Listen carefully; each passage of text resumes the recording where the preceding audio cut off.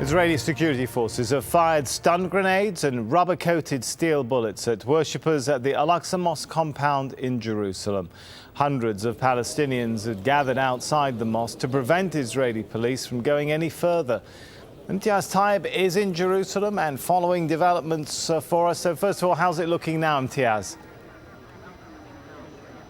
Sammy, the situation at the Al-Aqsa Mosque compound is currently calm, but that, of course, was a very different situation, just a few hours ago when Israeli police and border police entered inside the complex and began firing stun grenades and rubber-coated steel bullets. But as you rightly point out, there's a very large group of Palestinian worshippers who were inside the complex at the time.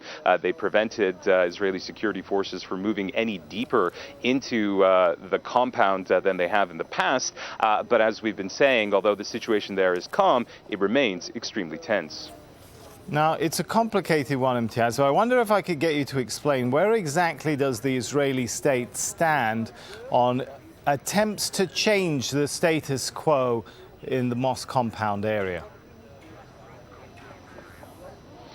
Right. Well, I think we perhaps need to explain what the status quo is. When Israel seized Palestinian territories after the 1967 war, an agreement was reached with Jordan that Jordan would be responsible, or would be the custodians of all Muslim and Christian holy sites here in occupied East Jerusalem, including the Al-Aqsa Mosque compound. And part of that agreement meant that only Muslims would be allowed to worship inside the Al-Aqsa complex and indeed at the Al-Aqsa mosques. Now, here we are nearly 50 years later, and we have a number of far-right Israeli groups who want to change that.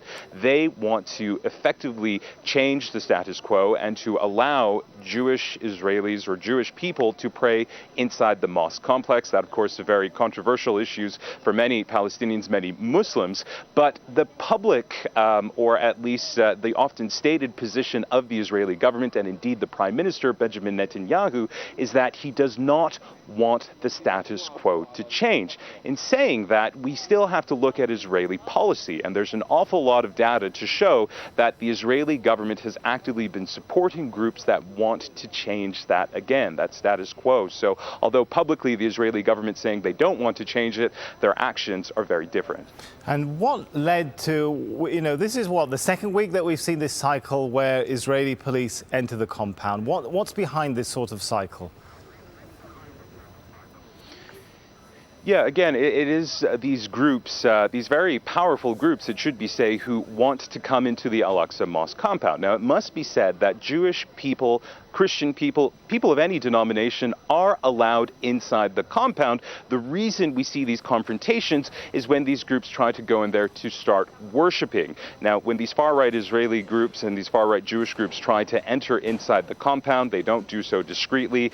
They oftentimes come in singing hymns, or they will be chanting anti-Arab or anti-Palestinian slogans, and that, of course, results in confrontations. But we also have to bear in mind that they don't go in alone. They always go in with Israeli police and Israeli border police. And when you go in with an armed escort, if you will, and you obviously have a very angry group of Palestinian worshippers in there as well, who are trying to prevent this group from worshiping, prevent them from breaking the status quo, that's when these confrontations erupt. But it's only in the last sort of year or two that we've seen the kind of violence that we saw just a week ago, in which we saw not only a number of people being injured, but also just very serious damage to the actual Al-Aqsa Mosque itself.